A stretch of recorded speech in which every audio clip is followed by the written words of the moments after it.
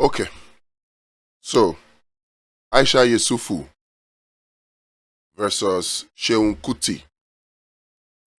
Who actually wins? If you're around, you would have heard that the past few days, Aisha Yesufu has gone head to head with Seun Kuti, and they have engaged in some very serious back and forth. The videos are online, so you can check them. But in this video, I want to check it. Who wins? And in determining who wins, we must look at what is the economic value of their fight to the Nigerian people, because both of them, both Aisha Yesufu and Seun Kuti, are what you might call freedom fighters, fighting for the people. So what is the economic value of your fight? You see, Aisha Yesufu, Seun Kuti, I must appeal to the two of you. You need to sheath your swords. Both of you need to apologize to each other. And let us move on. Because in this fight that the both of you are engaged in, there's only one person that loses. And it's not the both of you. It's the people. You know, the both of you are very good at using words. You have good social follower base. So you will always appeal to your people.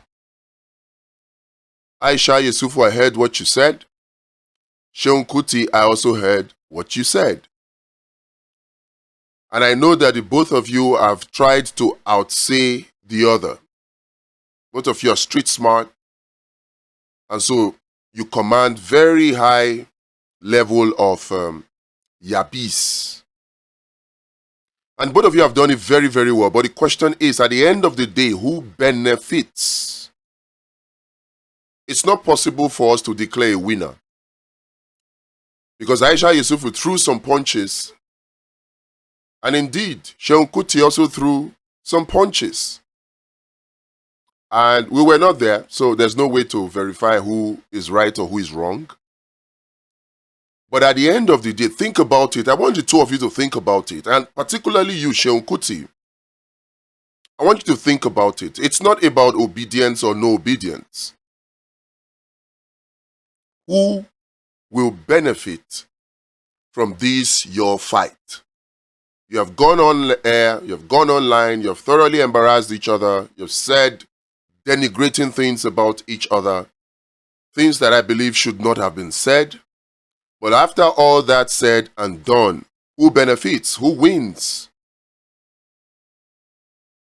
Now, don't get carried away by your own personal echo chambers, because both of you have clout. Both of you have follower base. So don't get carried away with your personal echo chamber. It is very likely that in things that either of you say, you are throwing meat to your base. And of course, your base will echo back to you what you want to hear. So the followers of Aisha Yesufu will say, oh, Aisha Yesufu won.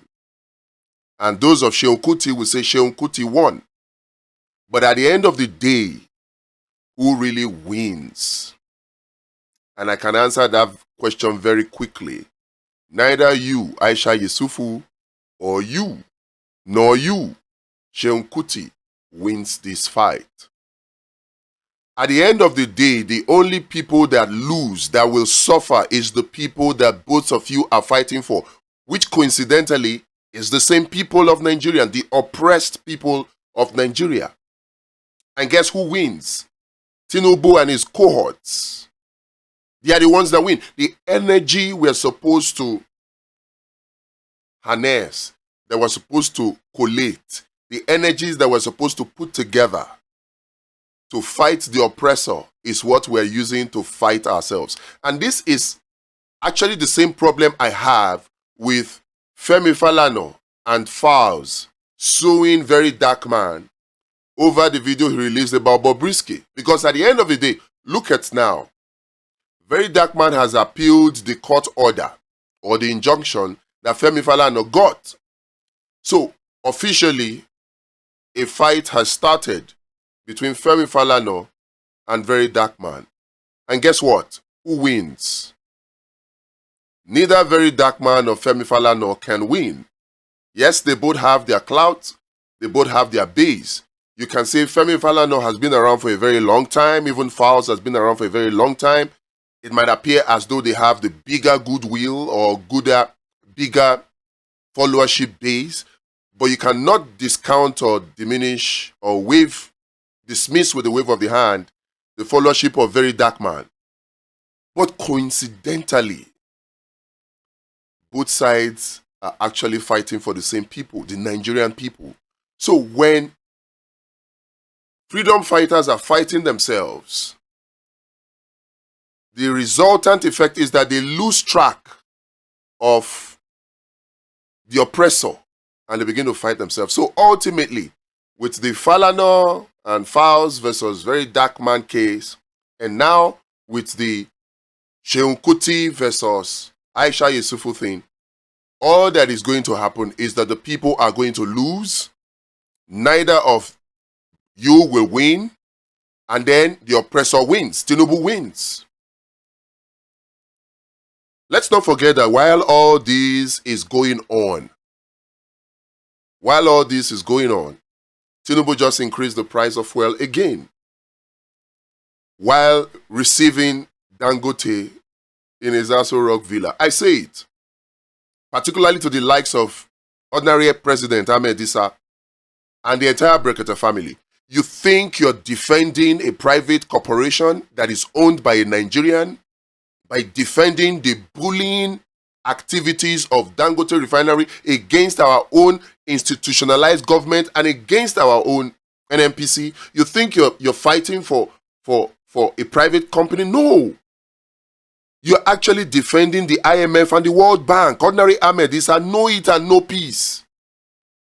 Defending a Dangote refinery against Nigerians is actually supporting the IMF and the World Bank against Nigeria.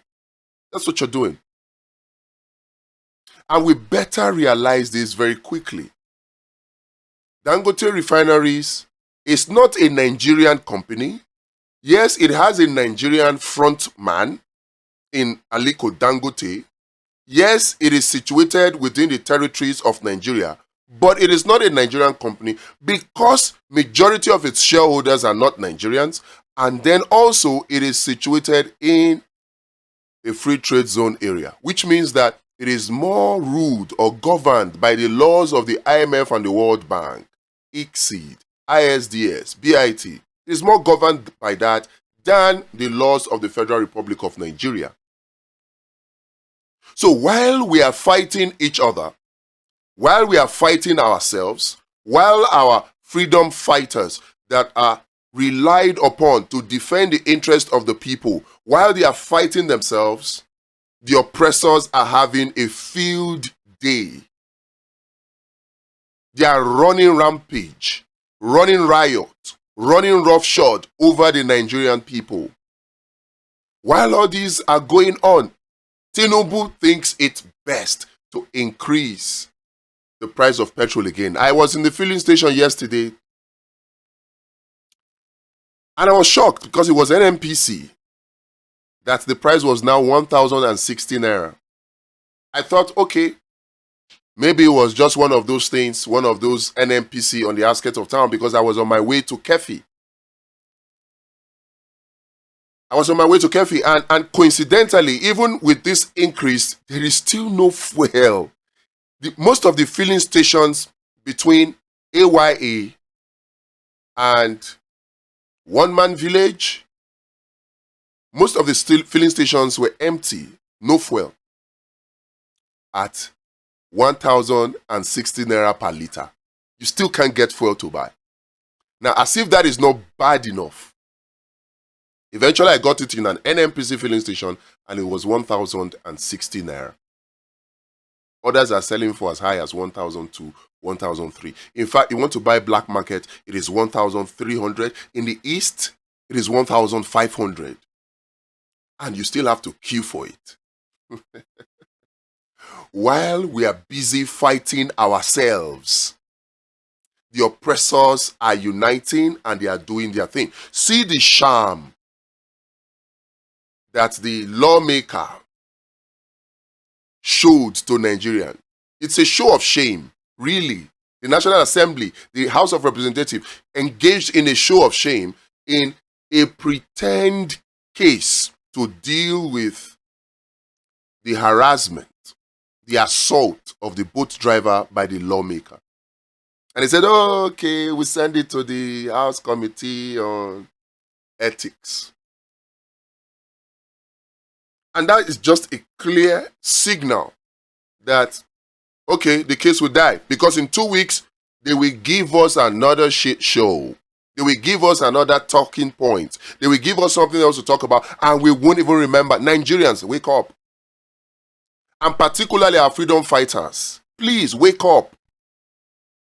Let's not get carried away. And then we end up fighting each other when we're supposed to unite to fight the oppressor. This is an appeal. Seun Kuti, please sheath your swords. I think you should apologize to Aisha Yesufu. You said some very, very denigrating things about her, even if they were true. And Aisha Yesufu, you also need to apologize to Seun Kuti, because you also said some very denigrating things about him. We should unite as the people to fight our oppressors. For no reason should we be seen to be fighting ourselves. Yes, we may not agree 100% on all issues.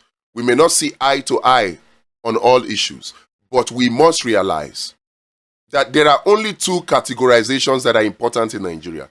It is not movement of the people versus obedience. And Seun Kuti, you need to correct this. When Aisha Yesufu does what she does or did what she did, she didn't do it as obedient. So you cannot take the action of Aisha Yesufu and characterize it as the action of obedience. You did that. So personally, I feel offended by that, but I won't take any offense. Because I know better than to engage in such exchange with you instead of uniting with you to fight the oppressor. That's what we should be doing. That's what we should be doing.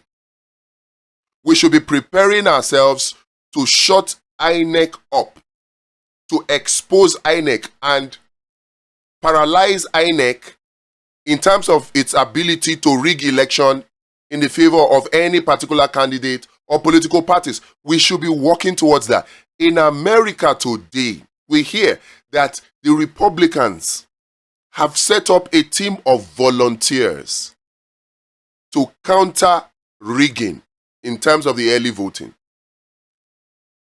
In fact, they have set up a team of lawyers also to institute suits, legal suits, against the electoral body in terms of the electoral laws that have just been enacted that are perceived to be in favor of the Democrats. We can't just sit down and leave the solutions to the same people who run the current system and are benefiting from it and expect them to hurt themselves by implementing the solutions that will benefit everybody. It doesn't happen anywhere. That is why, in fact, if with respect to the Edo elections, it is sad that political parties have not learnt their lessons. Yes, INEC may have rigged, may have not rigged. We can't say for sure. But depending on who you ask, they'll tell you INEC has rigged. And I believe that INEC has rigged. But the truth is, we cannot continue to do the same thing and expect a different result. We cannot continue to note that INEC has the capacity and the propensity and the tendency to rig in a certain way. And rather than take action, rather than put measures in place corrective measures to restrict and limit the actions of INEC, we keep expecting INEC to correct itself. We are the ones that should correct INEC. And that's what we should be focused on right now, like they are doing. America is over 200 years old, over 250 years old in their democracy. And they are still doing these things. Citizens still take actions themselves to counter perceived injustice. Why should we leave it to the people who are treating us unjustly to correct their injustice? Why? So we should be coming together to form a united front. I have put out solutions out there that we all need to unite around. And that requires all hands of every Nigerian on deck. And it is not helped by the fact that we have people who are supposed to be freedom fighters fighting themselves. Aisha, Yesufu, Seun, Kuti, I appeal to you. Please, there's no victor, no vanquished in this your fight. If there is any, the victor will be the oppressor, led at this day and time by Tinubu, and the victim will be the Nigerian people. Both of you claim to fight for the Nigerian people. For the sake of the Nigerian people, I urge you, sheath your swords. Apologize to one another. Let's make peace. And let's come together behind these two solutions that we have profiled on this channel. Two solutions. What are they? One, solution to the followership problem. And two, solution to the leadership problem. What is the solution to the followership problem? We cannot stop the followership problem. We cannot stop vote selling by people. We cannot stop Nigerians who are hungry, very seriously hungry, from selling their votes, from supporting corrupt politicians. We cannot stop them from doing that. We cannot stop people who know the truth. They know Tinubu is bad for Nigeria. But they cannot talk because they are afraid that if they do, their source of income will be touched. Or that they will not even get any help at all. You cannot stop them from doing these things as long as poverty is weaponized against them. So, like they do in America, as they do in Europe, as they do elsewhere in the UK, we must institutionalize. We must institutionalize social welfare in Nigeria. What does it mean? It means that it has to be law. In America today, it does not matter who the president is. The Affordable Care Act takes care of health care for Americans. It should not matter who is president or governor or local government chairman. Guaranteed by law, there should be an agency set up that runs independent of government that takes care of the welfare, and the monies go into a consolidated fund called the Social Welfare Fund, from where it is disbursed to any Nigerian that is below a certain threshold. Any Nigerian. And the design is such that it will not improve or increase inflation. This is the solution that we should be queuing behind. We should push the food and social welfare program, which should actually be a law. Push it through the National Assembly. So I invite you, Aisha Yesufu, I invite you, Seun Kuti, please join us in this struggle. This is what will take care of the followership problem from the root. Any other. You see, all this talk that you guys always do is good.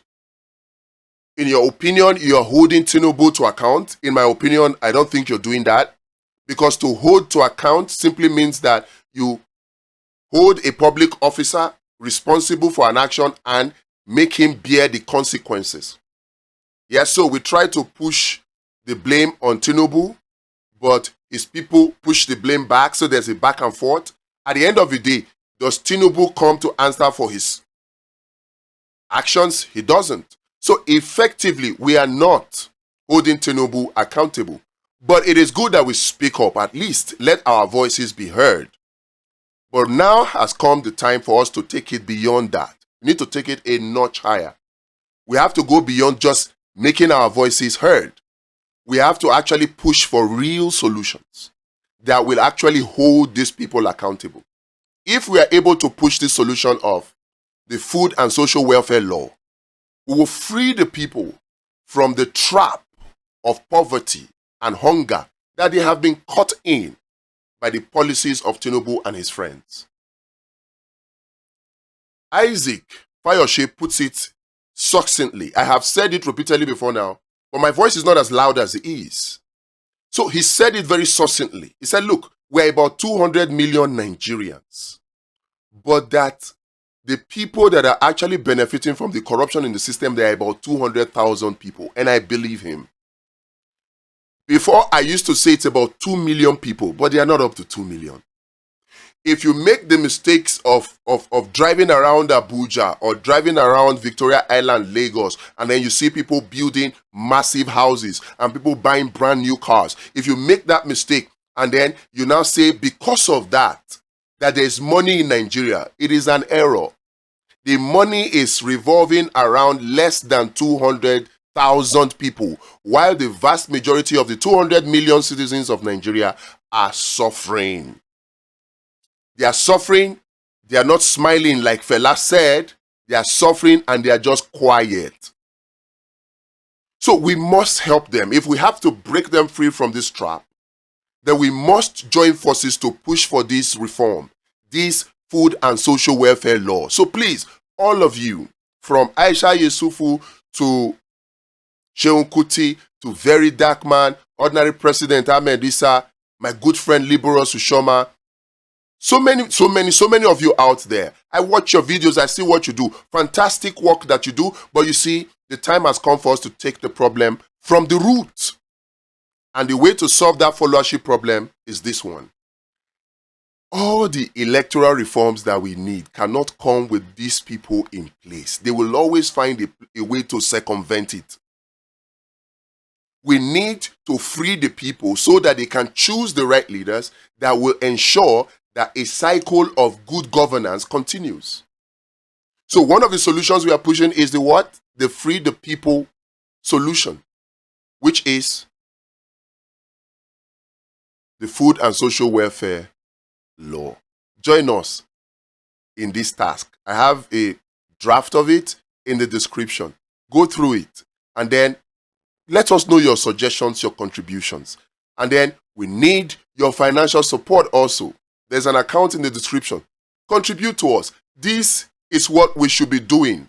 Contribute so that we can push physically for the National Assembly to enact this law.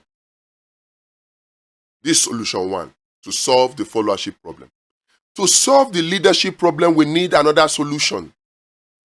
A proper analysis of the problem of leadership, of the problem of the political class in Nigeria shows that it's actually at the recruitment point, which is the political party. Look at the problem that is in the PDP today. It's a problem that came up as a result of the weakness of the political party. The same thing with the Labour Party. The same thing with the NNPP, Kwakwanso's party. The same thing with even the APC. It's a problem that came up because of the weakness of the political party. And why is the political party weak? Because they have weak constitutions. Constitutions that do not guarantee very clear-cut ideologies, very clear-cut code of conduct, very clear-cut punishment for misdemeanors, for breach of such code of conduct. The constitutions do not have it. The constitutions do not guarantee that nomination form is free. It is not political parties that determine nomination forms elsewhere. It is the electoral body. And in fact, in America, you can run for president even if you don't have the 5,000 naira that you are required to pay.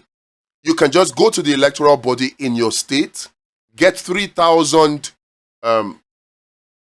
forms, and get 3,000 signatures. Go to 3,000 American citizens who are eligible to vote, get them to sign your forms for you. Once you have 3,000 signatures, you don't need to pay any cash. You're already a nominee. That is how it is. Of course, the issue of independent candidacy is there, but right now, who will give us independent candidacy? The people who are in charge at the National Assembly, at the executive, even the judiciary. They are benefiting from the current system. So, can we trust them to change the system? The answer is no. Yes, we desire independent candidacy. Independent candidacy. Yes. But for us to get from where we are now to that point, we need to engage to change the current crop or set of leaders. And the only way to do that is to come up with a political party, such as the Abundance Party of Nigeria, that can guarantee a level playing field, zero nomination forms, and well-structured ideologies, so on and so forth, that guarantees that you don't need billions to run elections. And that is simply the truth. You don't need billions to run elections. Once you have sufficient goodwill, the election will take care of itself for you. So to solve the leadership problem in Nigeria, we need a new political party. Perhaps when other political parties see the performance of this new political party, they will reform themselves. But right now, there is no incentive, there is no motivation, there is nothing that suggests to any of these political parties that they should engage in reforms. Nothing. So we have to take the bull by the horn and start a new political party. Nigerians, we have to take actions. We cannot continue to japa. Japa is not the solution to this problem.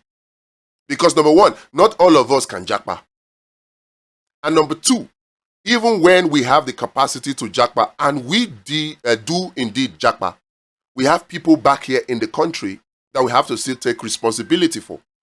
So at the end of the day, we must solve this problem ourselves. Japa is not the solution. We have to stay back and solve it. We have two solutions. One, to solve the followership problem in the food and social welfare program or law. It must be institutionalized. And then the second is Abundance Party of Nigeria, which will solve the leadership problem. Then every other thing will fall in place. Aisha, Yesufu and co, Seun, Kuti and co, please join us in this fight. Sheath your swords, apologize to each other. Let us move Nigeria forward.